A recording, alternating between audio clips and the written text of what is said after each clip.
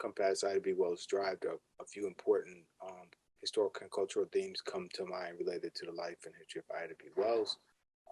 One of those is right during the period of her life, the World Columbian Expo in 1893, where she writes the reason why the colored American is not allowed in the World Columbian Exposition. And in this writing, seeming to emphasize the contributions of Africans and African Americans to the development of this country. So to that end, we want to briefly explore some of those developments and some of those contributions. A good place to start is the Transatlantic Slave Trade Database, where you can input the dates of the arrival of these first groups. And they actually do come about 1719 and 1720 under the auspices of Philip Francis Renault in 1719, right? It's supposed to have brought some 500 people. That number is definitely debatable, but there is evidence of peoples from Africa in Illinois country coming up through Louisiana, first arriving in Haiti oftentimes, but they're essentially a nucleus, right, in this country, right, Illinois country as it's called. Yes, you have the very real fierce reinforcements of the Cold War, right? People are seen as real property. But also, too, you can see some variation. You can see some liberties. You can see some interracial interaction that's very significant.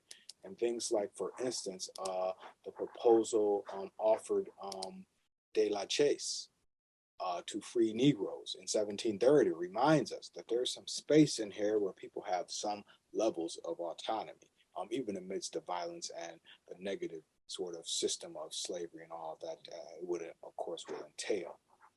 Point to the life of DuSable, right, and all of the relevance that he brings to this discussion, especially in identifying and creating this space for the early city of Chicago, right. And of course, we have questions around and debates around the validity of his arrival, which evidence points to being some 14 or 15 years prior to the arrival of Kinsley, right. So the only reason, presumably, that he's denied that acknowledgement at being the very first to come here as an outsider of the trade. We know the Potawatomi and other native groups were very interactive in this space. None had settled for their own reasons, which included, the environment itself to some degree. But we don't acknowledge DuSable, in part because of that African or African American heritage. So again, these are the kinds of things that Ida B. Wells wants us to be reminded of. In the 1840s, no right to vote, the right to sue for liberty in the courts, the rights to serve as witness, to hold and to serve property, or in a state militia, or reside in the state without showing some certificate of freedom at a country commissioner's house and giving $1,000 bond that they would never become a country's charge, right?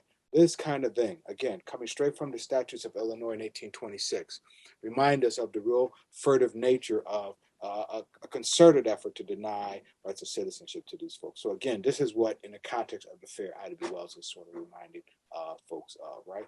And even though if we get right to the point of the fair, right, and we start to think about some of the impacts of the fair itself, we're certainly reminded of things like the Chicago Congress on Africa, right, which will meet right on the very same year, and in the footprint, right in the same space of the World Columbian Expo, right?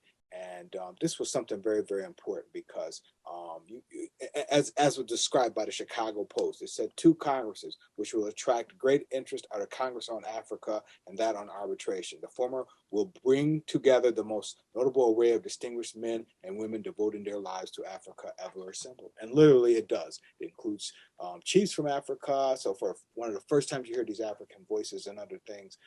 And this is going on in the wake of and in the context of Ida B. Wells' denunciation of the World Columbian Expo and their denial of African American participation. So hopefully this gets us to think about some of the important contributions and the way in which what Wells is doing, in addition to some other very, very important things, is setting the parameters and in the context of this sort of broader global and national context, right? And that's going to reverberate. That's going to have some real connections to sort of future ideas. Certainly by the time you get to a new expo, if we use the example of the World Expo, the American Negro Expo in 1940, right?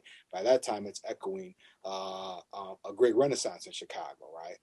Whereby you have art and culture, certainly amongst African Americans, being celebrated, right? And so one has to see Ida B. Wells and the way and in the role she plays within sort of being a conduit for these changes and transformations.